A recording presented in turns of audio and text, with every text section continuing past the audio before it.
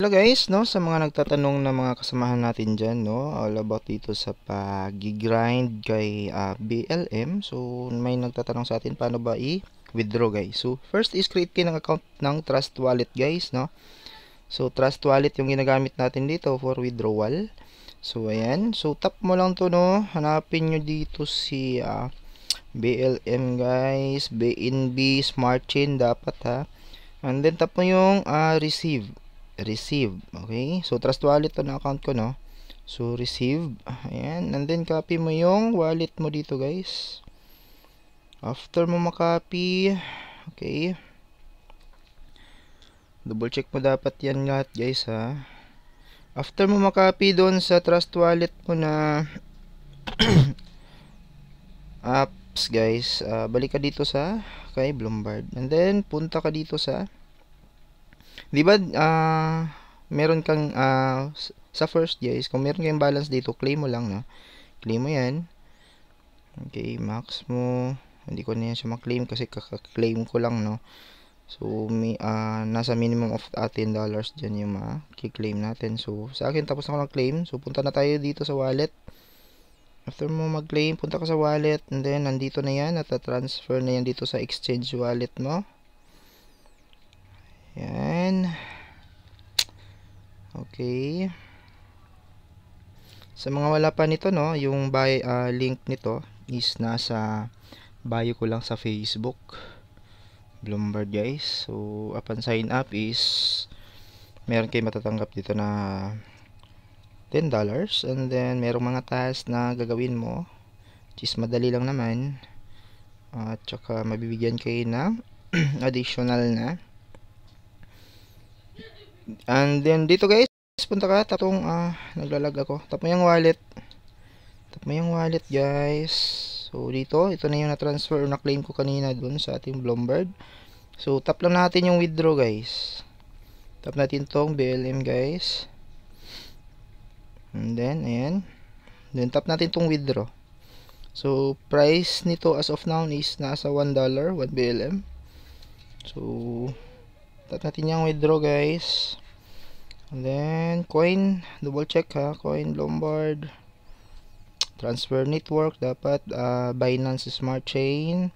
Tapos dito mo lagay yung excuse me, na copy paste mo kanina na wallet address mo dun sa Trust Wallet guys. So make it sure lang na tama yung wallet address na nilalagay natin dyan, kasi isang pagkakamali lang is mawawala yung withdrawal natin guys. Sayang naman yung effort natin dyan. So max na natin guys, no. So yan, then tap mo lang yung submit guys. Submit mo first, double check mo na submit guys. So you received blah blah blah blah blah address, bam bam bam bam bam bam bam. Confirm natin guys. Yan, okay, yan lang, no. Ganyan lang kasimple guys.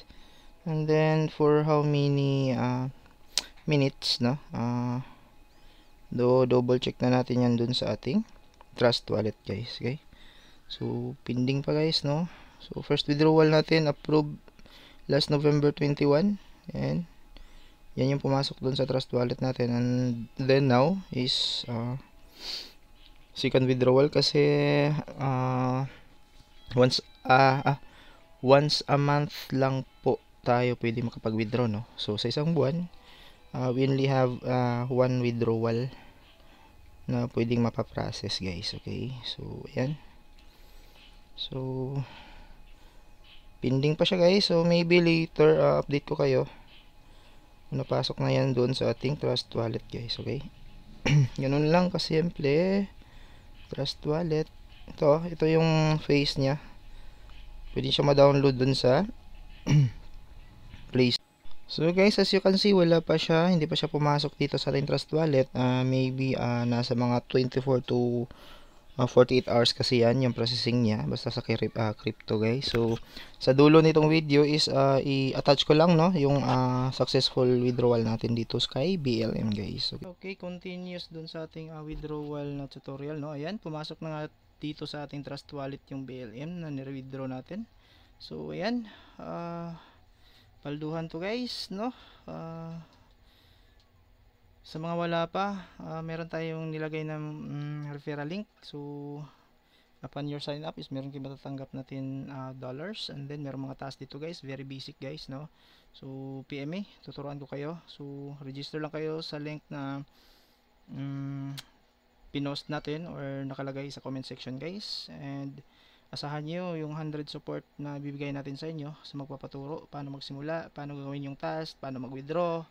Ayan guys, so here we go Raketero, thank you.